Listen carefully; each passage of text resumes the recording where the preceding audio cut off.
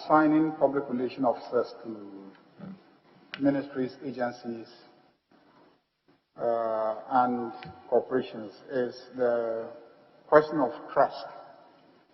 You find ministers, chief executives, not giving the ISD staff the space to fully function as their public relation officers. How have you dealt with that problem?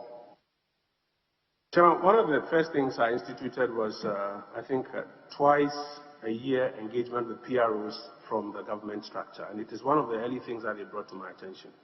So I, on their behalf, wrote to all colleague ministers asking that PROs be given space, A, to be in management meetings, because public relations is a management function, be given access and ability to have the kind of information that I require on a weekly basis for the weekly press briefings which we instituted. And we also, while at that, introduced an online platform through which they can, from their own offices, through an ERP, populate development in the ministry for us. We also got the Office of the Chief of Staff to reiterate that message to ministers. It has contributed in a significant uptick in the access that we get in terms of information from PROs across the ministries, departments, and agencies.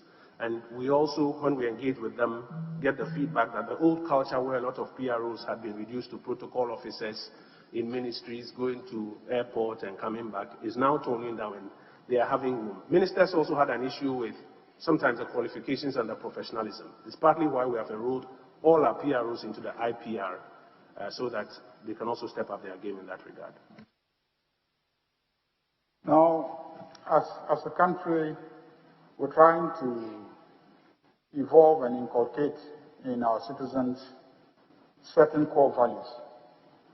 And let's say the values of meritocracy, developing a meritocratic society that deals with the question of protocols, people feeling they must cheat in exams and all sorts of things.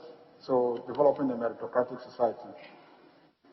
In what ways have you, in the past 4 years, as part of development communication strategies, tried to nurture such values in our society? Because we tend to just think that information ministry is so that we can come and defend government, positions and etc. But how are you able, using the institutions and facilities there, to inculcate the values of meritocracy and etc. that are core to our national values? Chairman, all we've done in that regard is to deepen our collaboration with the National Commission for Civic Education. Recognize that in the communication space there's noise and there's perception. And as you rightly said, you've been in the ministry before, so you know, as you've rightly said, sometimes people have a perception of who is bringing a particular message.